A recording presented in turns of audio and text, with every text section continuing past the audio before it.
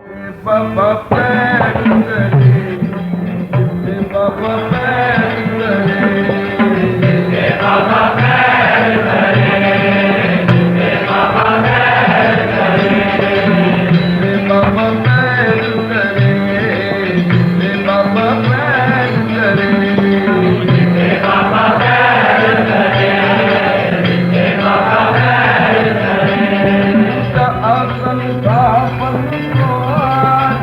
बाबा पैर करे, बाबा पैर करे, आसन कापड़ को बाबा पैर करे, बाबा पैर करे, आसन कापड़ को बाबा पैर करे, बाबा पैर करे, आसन कापड़ को बाबा पैर करे,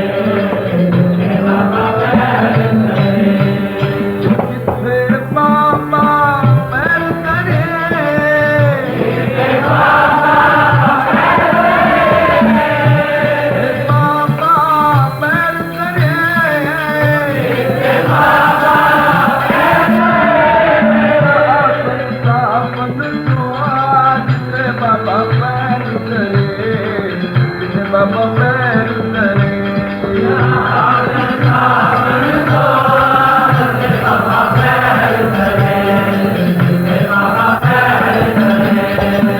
आसन कापड़ से बाबा पैर करे, बाबा पैर करे, आसन कापड़ से बाबा पैर करे, बाबा पैर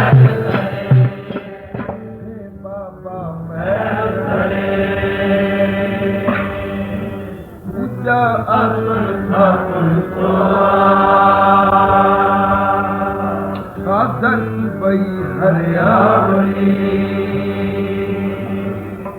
जिथे मेरा सतगुर बैठा साधन बई हरियावली जिथे मेरा सतगुर बैठा आए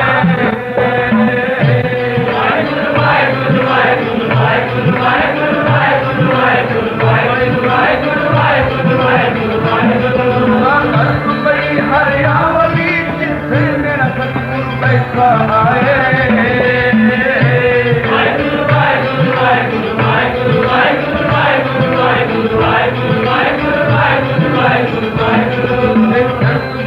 हरियावले जिन्नी मेरा सतगुर देखिया जाए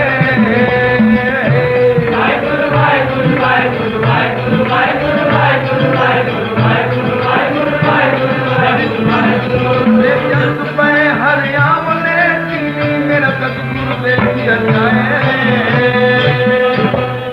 दर्द बई हरियावली जिथे मेरा सतगुर बैठा हे जंतु बई हरियावले जिन्नी मेरा सतगुर देखिया जा तन तन पिता तन तन कुल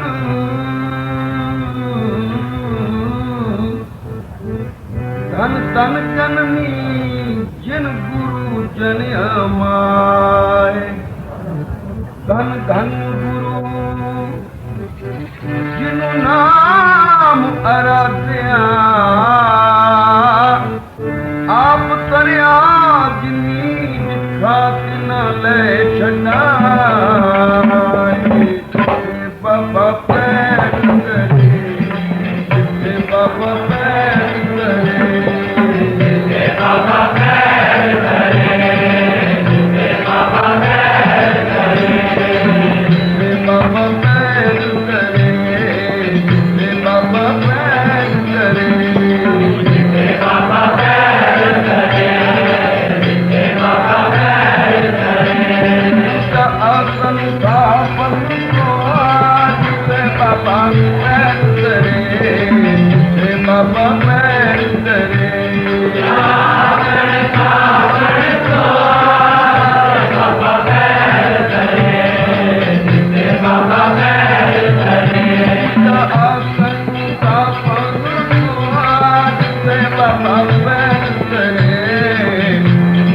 पैर धरे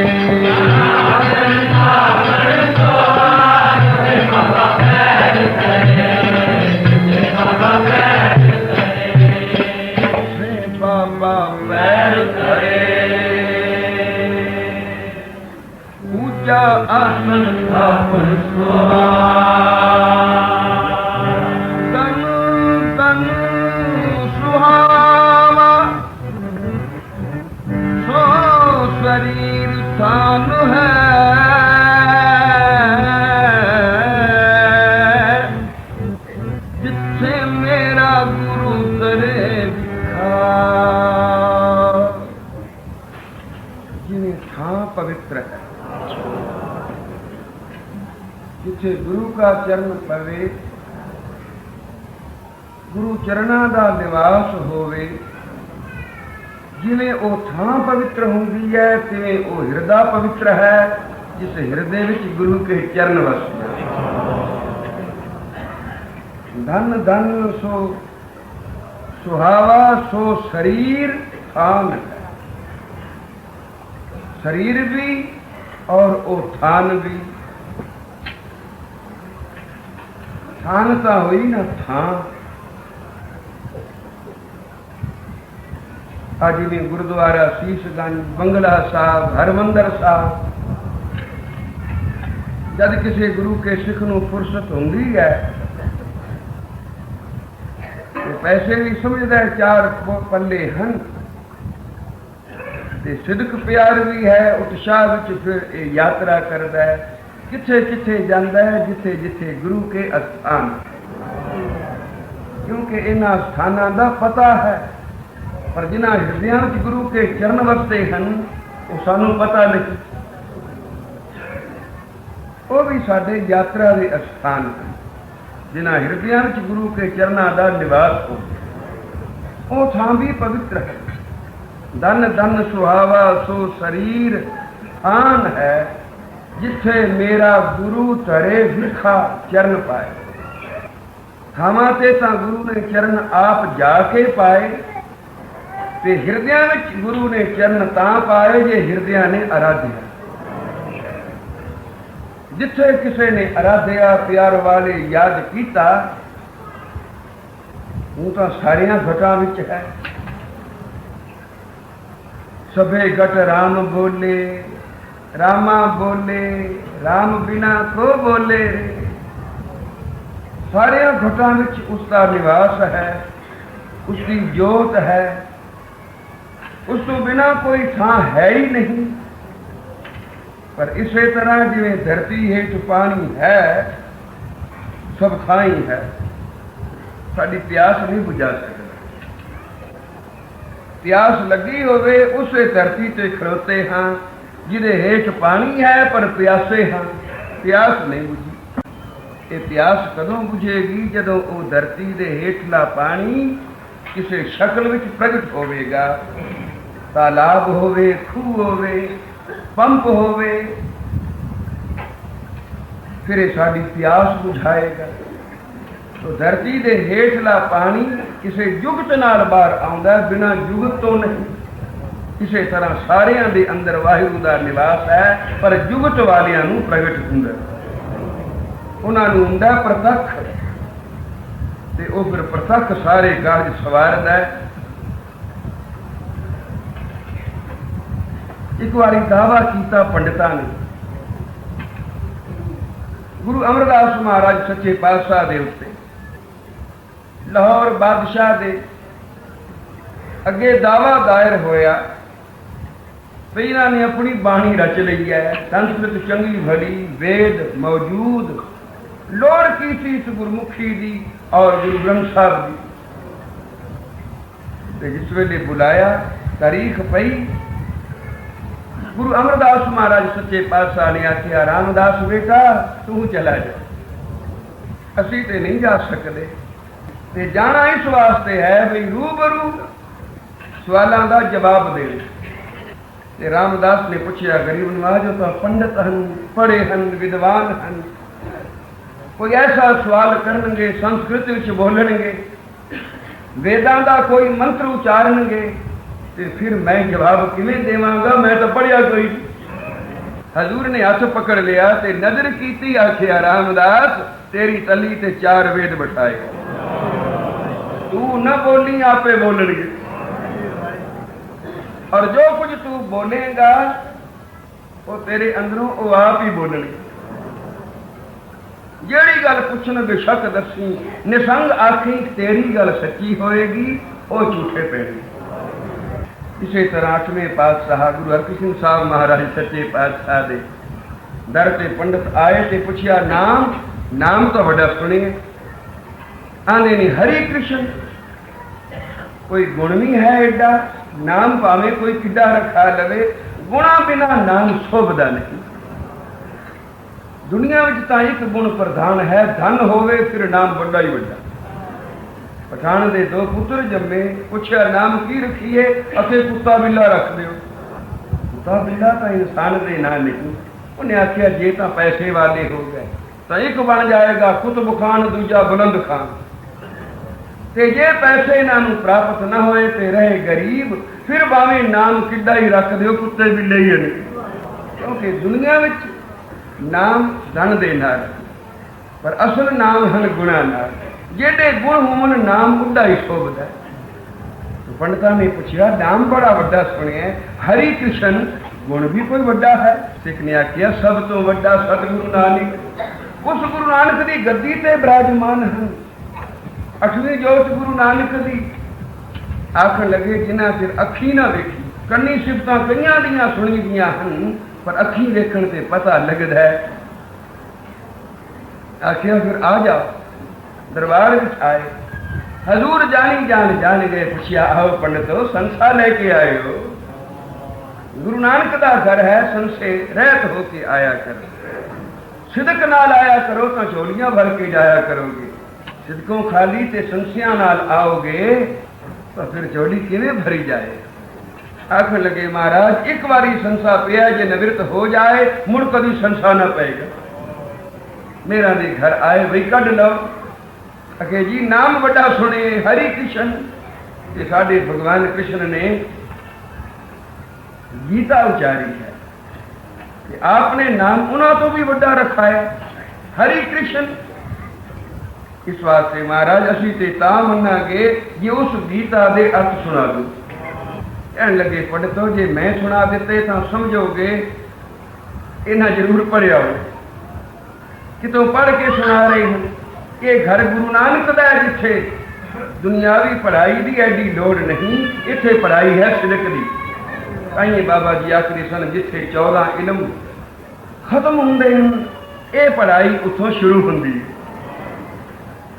14 इलमां दा पंडित पंडित नहीं, पंडित वो है सो पंडित जो मन प्रबुद्ध। राम नाम आत्म में शुद्ध है, राम नाम सार रस पीवै, उस पंडित के उपदेश जग जीवै। वो जगत नूं जिवाउंदा, मुर्दियां विच जीव मुर्दियां नूं जीवदा करदा है, उन्हां अंदर जीव आत्मा जो मर चुकी है उसनूं जिवा दिंदा। असल पंडित वो है। ये पंडित तां कुछ सुना के मंगदा है, ते ओ जिहड़े पंडित हन वो मंगदे नहीं, वो तां सदा दे दाते हन, वो देण वाले हन, वो देंदे सरदा प्यार नाल कोई उन्हां अगे प्रसाद भेट रखदा है, उसकी भावना जान के अंगीकार करन। ये नहीं भी उन्होंने कोई लोड़ छोड़ है, लोड़ छोड़ कोई। फिर पंडित कहदा होया सदगुरु दे घर दा पंडित तां दरबार उपर खर्च मंगे, जवै देहे तब खाओ। इस पंडित ने एक इल्म पढ़िया है, केड़ा? दीवान एको कलम एका हमा तुमा मेल, दर ले लेखा पीड़ छुटै नानका ज्यों तेल। ये पढ़ाई जिसने पढ़ रही है असल पंडित तो मैं ये तुहानू अर्थ सुना दिते, तुसीं समझोगे शायद इन्होंने कितों पोथी जो पढ़े या किसी को सुने पढ़े समझे हैं। इस वास्ते पंडितो गुरु नानक का घर है, संसार निवृत्त होवे तो फिर सदा वास्ते हो जाए, मुड़ संशय की थां ही ना रहे। जाओ कोई मूर्ख बंदा लब के लिया, अत मूर्ख जिसनों कोई समझ ना होवे, कोई अकल ना हो, वो गए तक जीवन डब लिया है, जो दुकाना ते पानी भरदा है और कुछ नहीं जानता। जिस तो पूछया भी मूर्ख, उन्हें आखिया मूर्ख आओ फिरदा जी, अत मूर्ख है, बड़ा मूर्ख है। जिस तो परे मूर्ख असा होर कभी कोई वेख्या ही नहीं। उन्होंने लालच दे के नाल लिया बई है तो तू मूर्ख, पर इतनी गल तो मूर्ख भी समझदा है कि जितों पैसे मिल जान वो काम कैसा भी होवे बंदा करदा है। जे तू कुछ खटना है तो वही साडे नाल आ, उन्होंने नाल लियांदा, सन्मुखान बिठाया जी आ मूर्ख है। हजूर दे हथ विच सी छड़ी उस मूर्ख दे सिर ते रख दी। जिस वेले छटी मूर्ख दे सिर ते रखी ते इंज होया जिवें आ सुच दबाईए ते फिर चानना हो जाए, बल्ब जग पैंदा, ट्यूबां जगमग कर उठदियां, अंधेरा कमरा रोशन हो जाता है। इसे तरह उसका हिरदा रोशन हो गया। हजूर दे हथ दा स्पर्श उस छटी दे नाल इस मूर्ख दे अंदर चानन आ गया। इन जापिया जिवें मैं तो 4 वेदां दा वक्ता, ते हजूर ने आखिया कुछ सवाल करते हैं, जवाब देवेगा? क्यों नहीं देंगा? आपकी कृपा आ छठी सिर ते होवे ते फिर कोई कैसा भी सवाल क्यों ना करे। इस वेले मेरी निगाह में 4 वेद हैं, 6 शास्त्र हैं, 18 पुराण हैं, 27 सिमरतियां हैं, कुल दुनिया का इलम इस वेले मेरे अंदर है। बेशक पूछो। उन्होंने आखिया भी सीता बड़ा मूर्ख, ये गल्लां बड़ियां सियानियां पिया करदे, वाहिगुरू वन होवे तो मूर्ख भी सियारे हो जाते। गोष्ठ गंगे तेली है, मूर्ख नाल होवे जग देखे। एक पंडित सी बड़ा विद्वान, जिहदे नाल कोई चर्चा न कर सके, जिस नगर में जावे ढंडोरा देवे, कोई है विद्वान तो मेरे सामने आवे, और जे वो मैनू हरा देवे तो फिर जो कुछ मंगेगा मैं देंगा। इसी गंगा तेली उहदे मन में आई भी चर्चा करनी है, केड़ा एडा पारा काम है, ये पारा भी होवे ते मेरा तो शरीर तकड़ा है, मैं तो कितना वजन चुक लेना, चर्चा की केड़ी गल है। उस मूर्ख नूं यह भी समझ कोई ना भी चर्चा किनू आख दे। वो पिया समझे भी शायद वजनदार कम है जो कोई नहीं कर सकता तो मैं तो कर लवांगा। वो सामने आ गई। पंडित ने आखिया विद्वान जापदा नहीं, जापदा कोई मूर्ख ते आ गया मुकाबले ते दुनिया है देखने वाली। भाई साहब भाई गुरदास जी वचन करते हैं, गोष्ठ गांगे तेली है, मूर्ख नाल होवे जग देखे, खरी करे एक उंगली, गंगा दोए हिलाए भी सेखे। पंडित ने आखिया अच्छा करते हैं सवाल, हुणे ताड़ी बजेगी। इस मूर्ख ने की जवाब देने? तो पंडित ने एक उंगली की, मतलब इसका यह सी भी रब एक है। गांगे ने सिर हिलाया, उन्हें आखिया 2। पंडित बड़ा हैरान, मैं तो मूर्ख समझिया सी।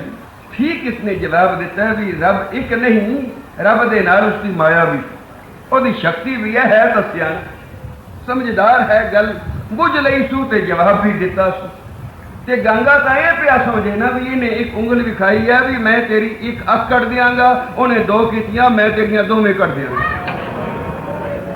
पर रब वाल सी उस मूर्ख दे, ओदी माड़ी गल कीती भी सीधी पई पवे। पंडित बड़ा डरिया भी ये बड़ा विद्वान है। मैं आखिया सी एक रब है, ये आखदा नहीं 2, एक रब एक प्रकृति ओदे नाल माया। तो फिर पंडित ने 5 उंगलां खड़ियां कीतियां ते 5 तत्तां दे नाल सारे शरीर रचे हैं। उन्हें आख्या अच्छा मैनू चपेड़ भी खाई सी, अगे आखदा सी तेरी उंगली कट देंगा, तो मैं जिस वेले 2 उंगलां कीतियां ते हुण इसने पांजा भी खाया भी मैं चपेड़ मारांगा, तो गांगे ने अगों गसुन वट लिया, तू मार के तो वेख मैं तेरे दंद कट दियांगा।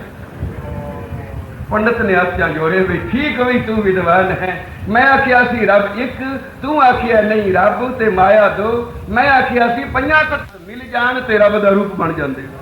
वाह भाई, तो जे वाहिगुरू वल होवे जिवें मूर्ख वपार करे ते लखां दे वारे न्यारे हो जांदे, ते जे वाहिगुरू वल न करे तो किड्डी सियाणप नाल किड्डा छांट छांट के फूक फूक के कदम रखे मुड़ भी घाटा पै जांदा।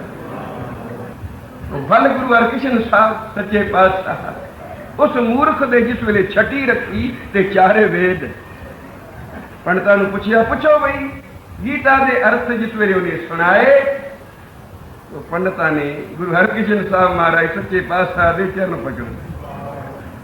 गुरु अमरदास महाराज ने आख्या रामदास बेटा तू जा, उन्होंने सवाल करने तो फिर जवाब दे 7 वचन।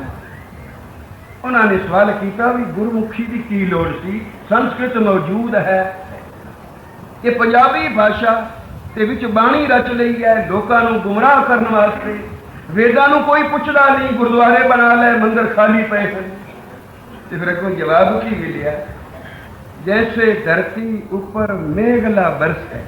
पंडित ये दसो भी धरती से पानी कोई मुड़ मीह क्यों मंगदे? समुद्र भरपूर है पानी नाल, पर पता ही खार है वो पानी जिस वेले बदल बन के ते आन के वसदे हैं, एक तो मिठा हो जाता है, दूजे टिब्बे भी हरे हो जाते हैं। इसी तरह पंडितों समा बदल गया है, संस्कृत के किन्ने को पंडित हैं, किन्नी को समझ रखते हैं लोकी, ये ऐसी भाषा विच बाणी रची है जिन्हों सब कोई पिया समझे। ये सुनते पुनीत कहते पवित्र, समझ आवे वाह वाह, नहीं तो पढ़न का भी बड़ा लाभ है, सुनन का भी बड़ा स्वाद है। एक बारी गुरु के दरबार आके कीर्तन सुन के तो देखो, दासविंद बोलो श्री। जैसे धरती ऊपर मेघला वर्ष है, क्या धरती मध्य पानी नहीं? कि धरती में पानी नहीं, पानी बेशुमार है, पर खेती उस पानी नाल तरी न हुई। ये पानी जिस वेले उतों दी आके बसेगा, खेत ले लहा उठनेगे। इसी तरह हर एक दे अंदर वाहिगुरू मौजूद है, पर कोई गुरमुख कड्डे खोत, कोई गुरमुख बन के उसनों अंदरों कढ़दा है, खोजदा है, प्राप्ति करदा है। साथ संगत बोलो श्री। और जिन्होंने प्राप्तियां हुई, जिन्होंने खोजा खोजियां, जिन्होंने गुरु के चरण हृदय में वसाए ते कीता प्यार ते प्रतक्ष होए, ये चरण हजूर आखदे हैं ओ हृदय भी नमस्कार योग। जिवें इतिहासक गुरुद्वारे जाते हो ना, भावना सहित मत्था टेकते हो, प्रसाद बेटा अर्पण करते हो, किस वास्ते इसे पातशाह ने चरण पाए हैं। पर सिखा जिस वेले तू जपजी का पाठ करना है, तेरे हृदय से गुरु नानक के चरण होंगे।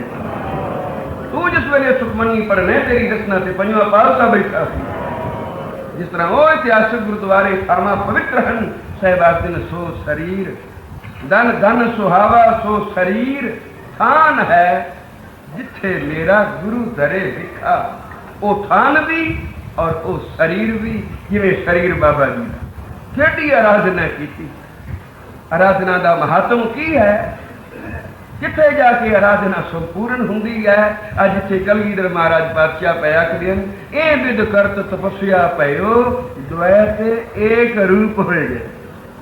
एडी तपस्या की कि 2 सन, एक आराधन वाला ते एक ओ जिन्हों आराध रहा था, ये 2 ना रहे, एक हो गए।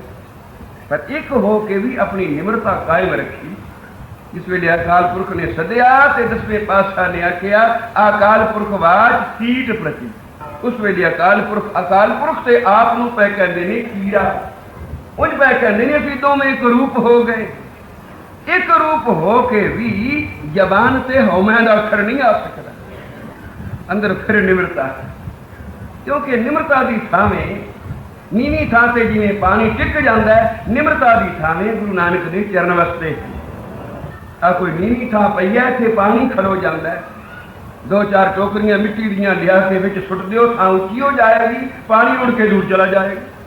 तो जेड़ा हिरदा भी उच्चा हो गया, उचाण विच आ गया, हंकार विच आ गया, उसके अंदर प्राप्ति हो के भी वो खाली हो गया। साथ बोलो श्री वाह। जेड़ी थां फिर नीवी सी, निवान सी, पानी उस राह तुरदा, उस नीवी थां ते जाकर तो वो हिरदे जेड़े सिमरन वाले हैं, प्यार वाले हैं, खोज वाले हैं, ढूंढ भाल वाले हैं, निम्रता तो रहत जब भी होए तो उन्होंने हृदय में गुरु के चरणों ने निवास किया और जिमें ये थावां पवित्र हैं तिवें वो हृदय भी पवित्र होए।